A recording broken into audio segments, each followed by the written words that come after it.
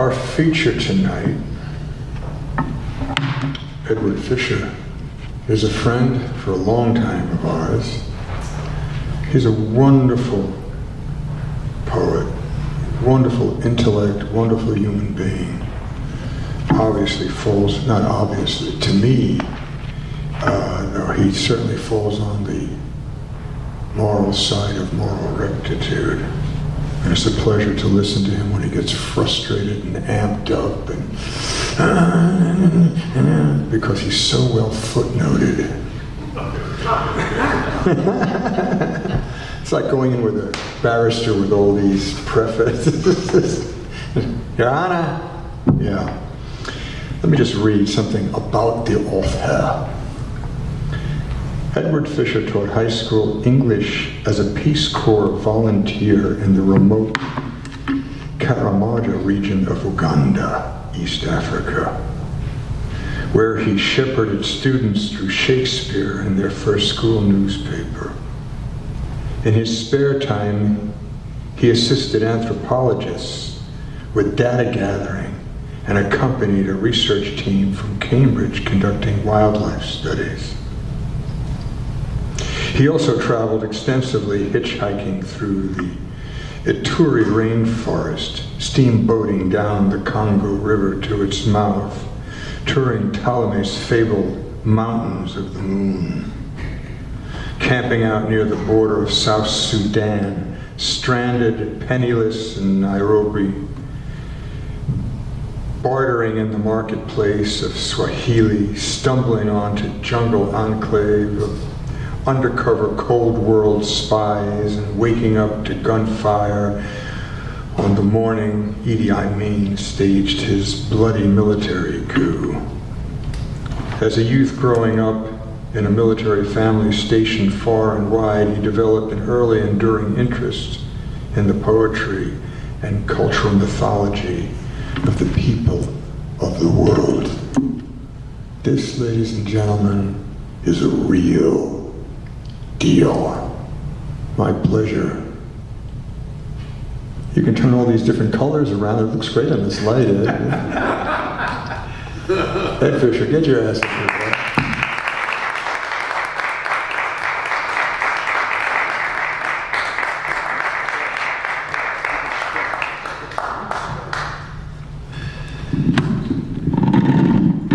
I could leave now. He stole all my thunder.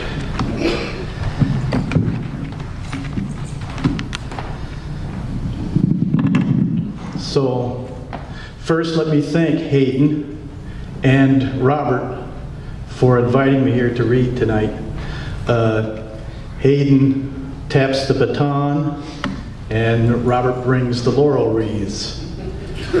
And let me thank all of you, because without an audience for poetry, I'm just another lonely seashell on the shore, empty, reflecting the sounds of the sea. Gotta put my glasses on. Now I have 9 poems and a script, and if we move fast, I won't bore you.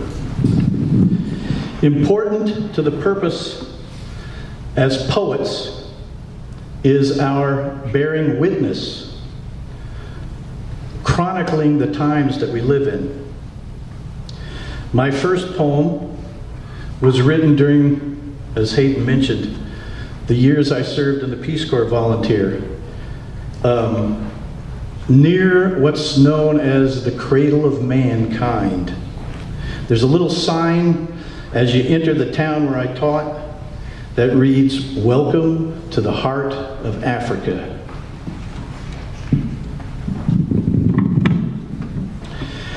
I heard in the midst of voices, in the midst of children's cries, how the heart is full of secrets and the head is full of lies. And out of that sea of voices, out of the earth like an ear, thoughts underground like a river, blood like a migrating star. I fear the bitter harvest, my fellow man, my past, feel gods among my sorrows and beasts upon my path. The sun is dying in the sky, the moon has come to dust, and in the Milky Way the mind is dipped, the heart is lost.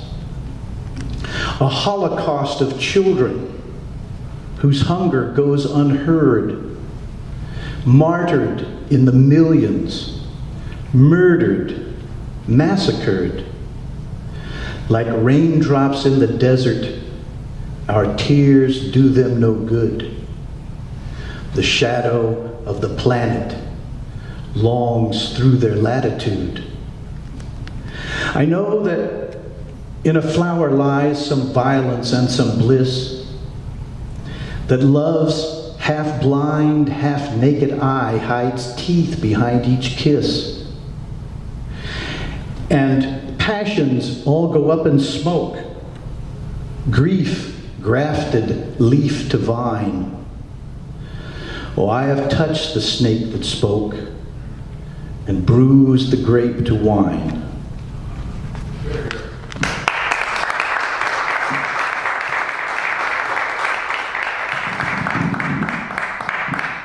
Thank you. Nobody chooses to become a poet. Poetry chooses you. And you can't look into the eyes of starving children and not be changed. To keep its rival empires going, the Western world has been ravaging the so-called dark continent in a mad scramble for its vast natural resources for well over 500 years now. First, for its gold, ivory, and slaves, and today, for its uranium, titanium, oil, and the coltan in your cell phone.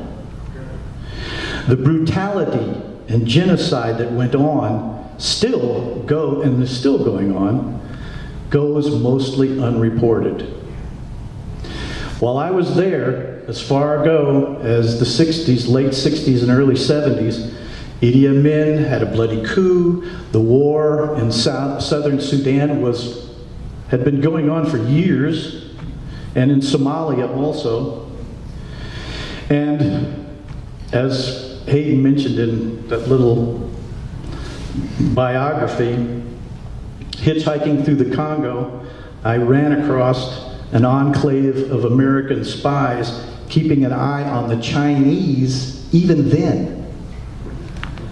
In the new Cold War we are now entering, Africa will again take center stage with all our own drone bases and lily pads springing up everywhere.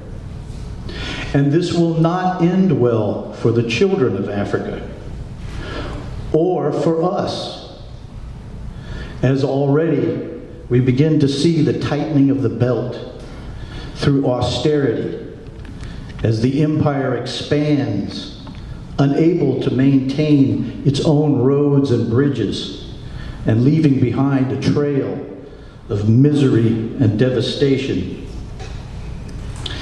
It is as if our country is now being ruled by the dead of all our past wars, whose martyrdom is a rallying cry from beyond the grave that keep us fighting endlessly in vain. And as they shut down dissent, all the doors are being slammed shut in what we were once told was the land of opportunity. This poem is called Cold War. The doors opened all at once. Revolving doors in the First National Bank opened. Small shop doors opened. Curtains were raised. Limbless mannequins, headless torsos hung with jewelry. Supermarket doors flung open. Apartment doors and front porch doors were opened. All the doors were opened all at once. And the keys to the city presented the honored guests. Flags were hoisted, signs appeared, and the crosswalk lights left running. In the center of town, in the city square, benches were cleared for the birds' return. Newspapers, magazines left on the rack, smoke in the air, and clocks stopped dead on the minute.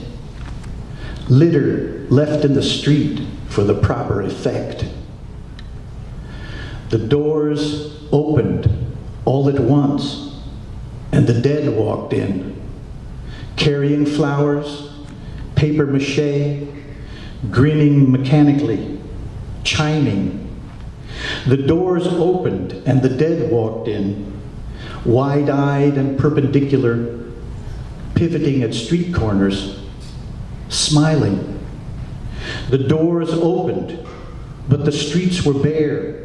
Flags snapped, crosswalk lights clicked. The doors opened, all the doors, and the old wars walked abroad.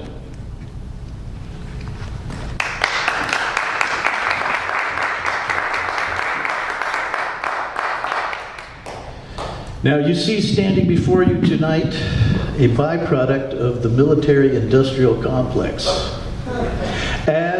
And I can tell that we're not all baby boomers here, but all you baby boomers, you are as well. In my case especially so, because as Hayden mentioned, I'm what was called a brat, the son of an Air Force command pilot. Growing up, I moved around a lot. My father taught ROTC at Kent State. I was going to high school in the heart of Dixie when the tanks rolled through on their way to integrate Ole Miss. And then there was the Cuban Missile Crisis, a near-death experience that drive-in B movies in the 50s did little to prepare us for.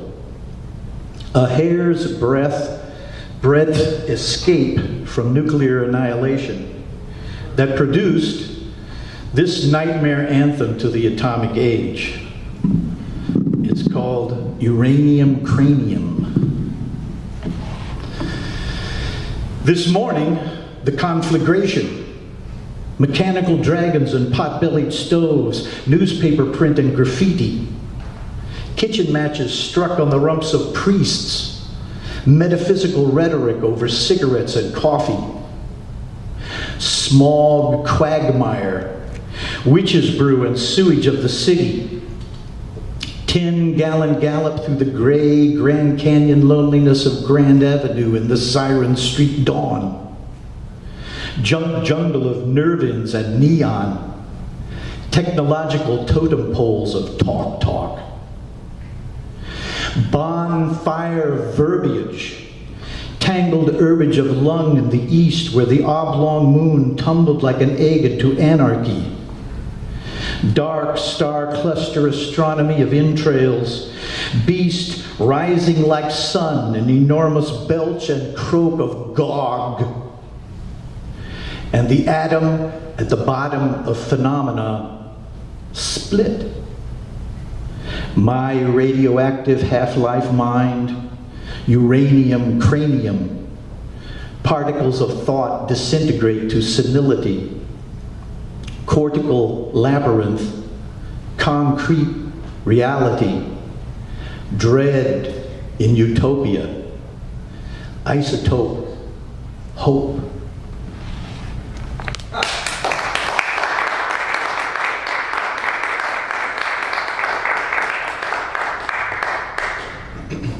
As a child of the 60s, I was inspired by the music and poetry of the times. Bob Dylan had borrowed his last name from my favorite Welsh poet, and the beat movement was on the road. In my own personal voyage as a poet, I tried to strike a balance between Dylan's lyrical rhythm and rhyme and Ginsberg's wild man rants. Both of these iconic figures spent time in the area. Dylan more famously while recovering from a motorcycle accident, But Ginsberg as well in 1978, as this next poem recounts. And this is a true life experience. It's called Mr. Ginsberg in the Men's Room.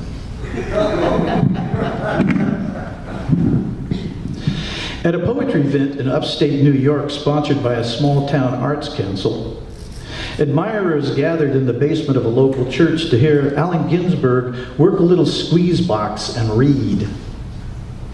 When the break came, I hurried off to the men's room, followed by the beatnik Bard, well known to the FBI, who elbowed his way into the urinal next to mine, awkwardly unspeaking, avoiding each other's eyes.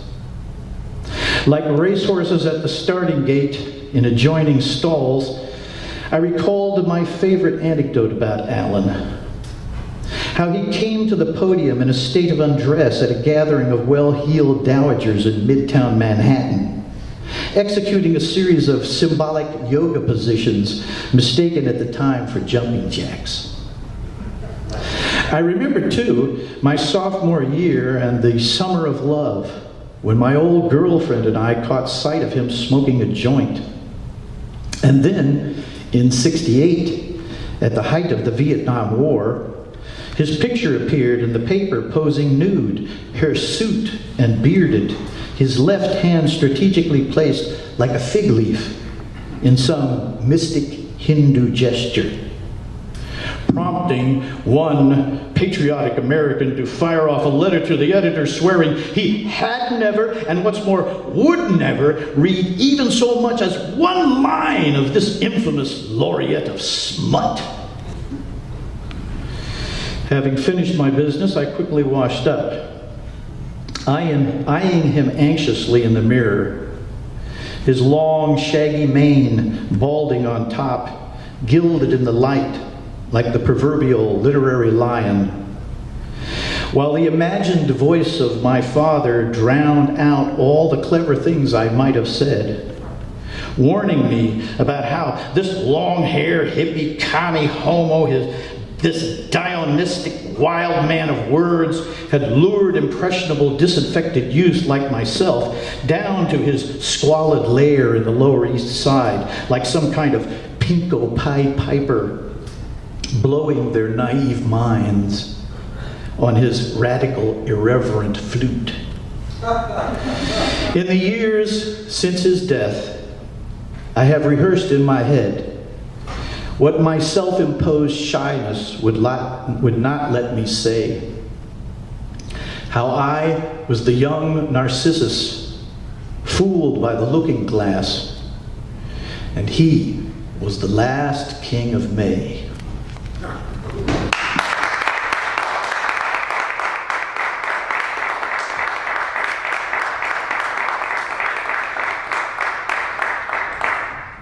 You guys are too gracious. Please, you don't have to applaud after every poem.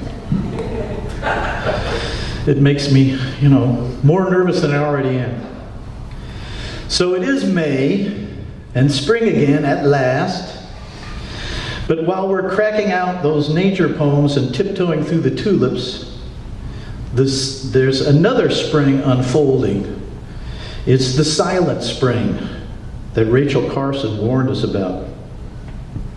We seem to be ignoring all this, withdrawing into a kind of solipsistic hothouse narrative, our attention distracted by identity issues and personal crises, while the sixth great extinction gets underway and the web of life unravels right before our eyes. This is an elegy for the polar bear. Trapping sunlight in his hollow hairs, the white bear wanders the frozen ocean alone at the top of the world, cornered in his fortress of melting ice. He has no name, answering only to the anarchy of the wind and his din of snow, his elusive shadow vanishing into a spotless sun. Everywhere in those remote, lonely regions near the pole, like some half-conscious intuition fading into phantom thoughts, he swallows a bellyful of blue fog. Roaming the imagination like a ghost, out to the edge of nothingness, playing hide and seek with the essence of absence, he lingers a while in the land of the dead. A myth in the making in an age without myths, noiselessly he prowls in a place where no one goes, a creature colorless as a cloud. Come full circle in that final solitude, blending into empty immensity, the moon, like a monument to ruin, drifts silently through the void. So what a marvelous creature, and what a tragedy if it disappears, and how presumptuous of us to assume that the fate of one species is not inextricably linked to our own. Chomsky says the two greatest crises facing us are climate change and nuclear accident. And he gives the odds of our survival as no better than chance, about 50-50. One anthropologist has also predicted that we humans won't even be around in 10 more years. That sounds a little extreme, but these things are unfolding a lot faster than they were predicted. So here's a flashback to another lost world. I read once in a book of sediment and shale, engraved by flood and fire, of things long dead, an almanac of starfish, fins, and scales laid down in dry seabeds. In chronicles of slab and continental plate, in peat bog swamps and prehistoric dreams, the Devil's Tower, his slate and limestone gate, and deep substratum seams.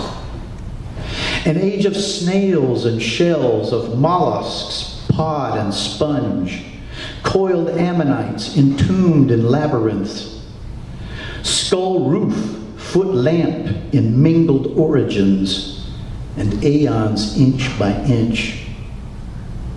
I learned of reptile kings who ruled volcanic isles, suzerainties built out of coral reefs, of web-foot monsters treading armored miles, devouring flower and leaf. Soft-bodied, tongueless creatures without vertebrae dwelled in Pangaea and Gondwana land, in tidal pools and undulating waves, in shallow sea and sands.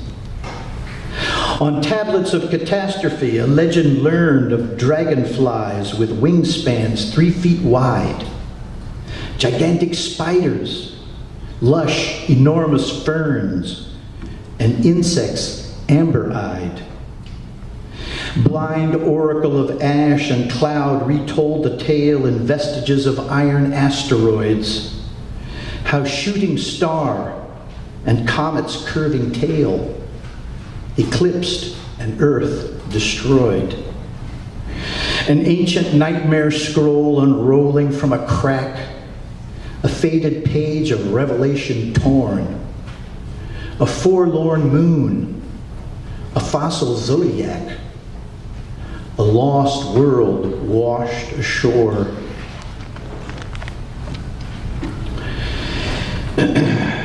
So to be a little more topical, once upon a time in America, we had a president who actually read poetry, who believed that a great nation deserved great art, and that we would be remembered in history, if at all, not for our military might, but for the greatness of our culture.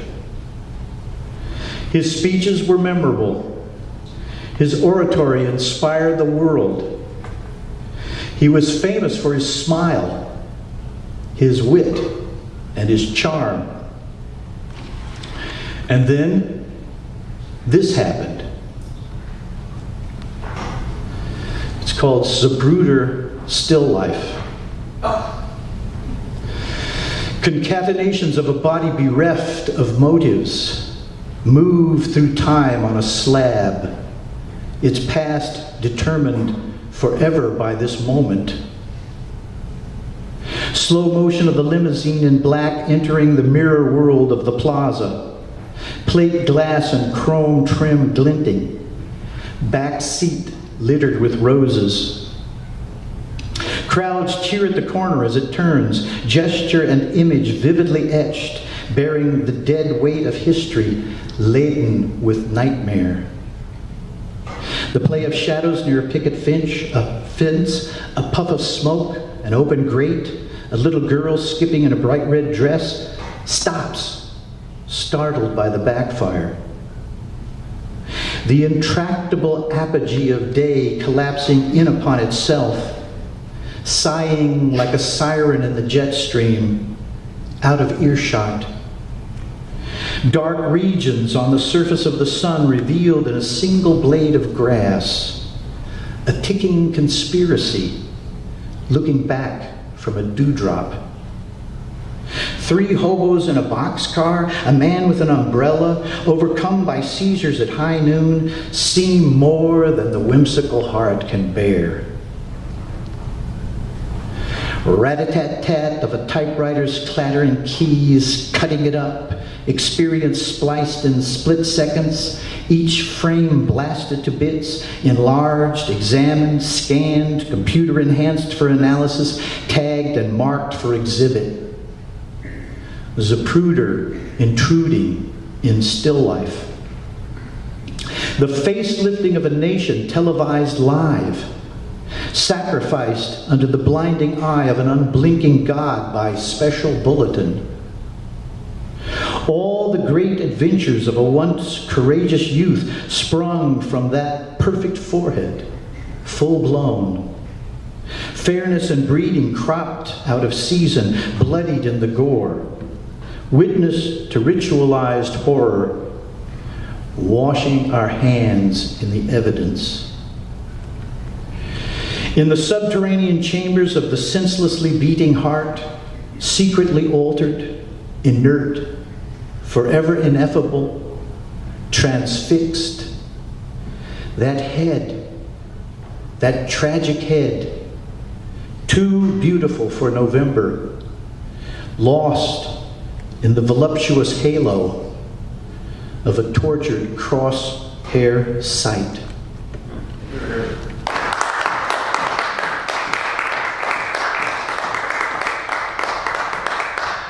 Thank you.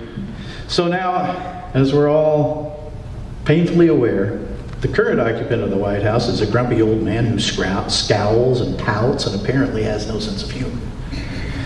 He is prone to hyperbolic tweets and broken sentences that scare everybody, and his bizarro administration consists of an elite clique of money-grubbing goons who only see art as an investment strategy or tax deduction.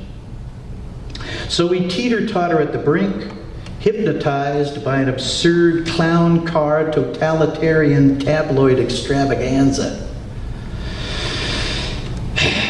And I was going to read a poem called When Bozo Went to Washington, just for some comic relief.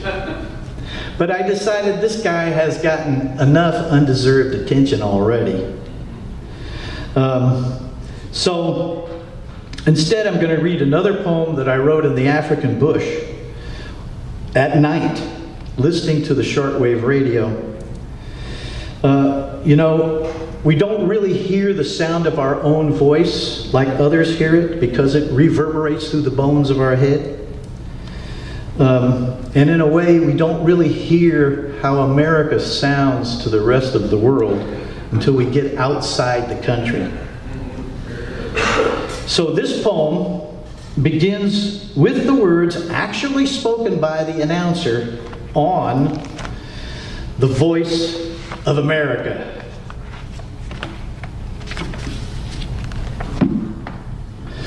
This is the voice of America, broadcasting in special English.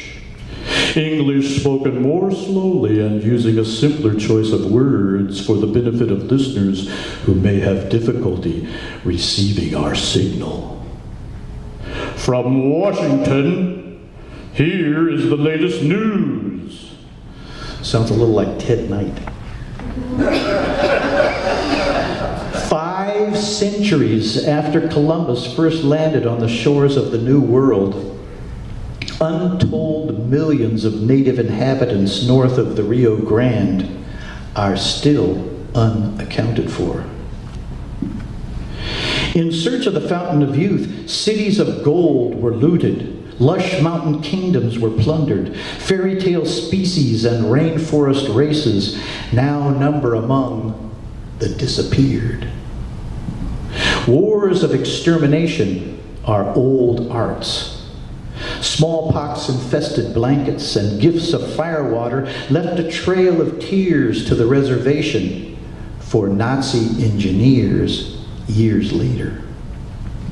Souls stolen from a village in the heart on a dark continent, auctioned off on the block by whites, cruelly enslaved but escaping their chains, only to be lynched or shot on sight. Over 40,000 children die every day on a global scale, directly the result of secret wars on this worm-eaten Garden of Eden at the Big Apple's core. Masterminds of media mergers dumb down the defenseless young, hypnotized by cathode rays. Eyewitness to senseless mayhem and murder in the merry, merry month of May. While the greatest nation on earth is building another bypass, another tower of plate glass and steel, leaving behind another sea dump, another moon slick on the oil. Planet at the brink, still shrinking, nearing mass extinction, 0 hour, as the Arctic ice shelf melts. Black hole in space, dark spot on the sun, out of the nightmare barrel of a gun. This is the voice of America signing off, saying so long till next time.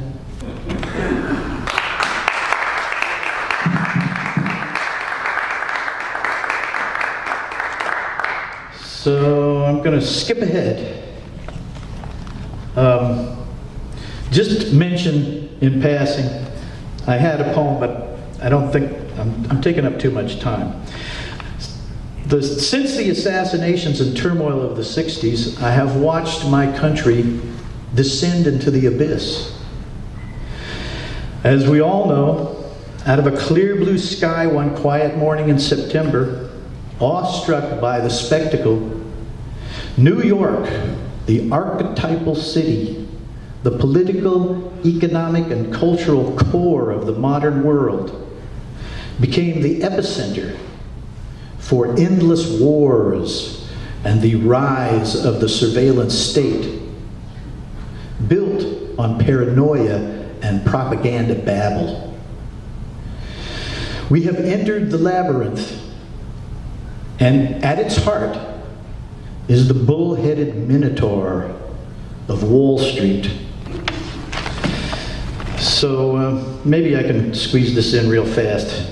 Here are some images of New York City on that day that you wouldn't expect would end the way it did. It's called city graffiti. City graffiti with seagulls and garbage. Wall mural spray painted, ivied with lives. Slow motion barges glide under a drawbridge. Whisperjet airliners scraping the skies. Concrete monotony, gray overhead.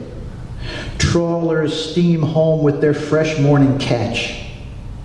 Up littered side streets, the lights all turn red. Ambulance screaming in siren dispatch. Tugboats blow foghorns as ferries depart, substation power lines, smokestacks and smog. Mounted on horseback, a cop in the park. Joggers and dowagers walking their dogs. Cherubs in skywells peer from cold flats. Flower pots, clotheslines go by in a blur. Pigeons on fire escapes, stalked by stray cats.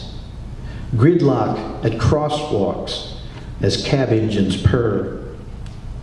Grandeur abandoned, alientas at dusk, framing the stories of portrait-like windows. Billboards and brick piles where truck chassis rust. Oz under padlock, dead-ended in ghettos. Skyline and harbor are full of such moments, mad with emotions of profit and loss. Neon mosaic, the hungry and homeless. Greed-driven gods guarantee hidden costs. News of the violence of history goes on. Marketplace forces and free enterprise. Hush of metropolis flophouse at dawn. Muggers and cutthroats in blue suits and ties. Bad dreams returning in one-way, gigantic, televised flashback of cascading glass. Drifting off dumbly, out toward the Atlantic. Heartbreak and trauma in chain-linked alas. All right. So this whole epic melodrama that's been going on since forever, it seems, it all takes place, as Carl Sagan once said, on a little speck of dust suspended in a sunbeam in a vast cosmos. And everyone you know and love or ever heard of, every coward or hero, sinner or saint, acted out their parts on this very small stage. Think of the rivers of blood that have been spilled. How fervent our hatreds. How eager we are to kill one another. And remember, there is no hint that any help will come to save us from our silly posturing and imagined self-importance. The knowledge should humble us and teach us to treat each other kindly and learn at last to cherish the only world we've ever known. So I'll end with this. It's called Light from the Dead Adventure of the Past. Light from the dead adventure of the past. Disaster in a spectacle of dust. A spectral sight a billion light years off bombards the eye with photons, stellar stuff. Debris of lost worlds whisper what we are. Deposits of evolving cosmos come with galaxies at fingertips and thumb to take up pure invention in the stars. Beyond the huge penumbra of a dream, emerging from a nerve end in the night that curves along a blind spot to the brain, across an Arctic cataract, blank, white. The dark side of the moon moves on the mind, meeting this page, leaving this poem behind. Thank you very much.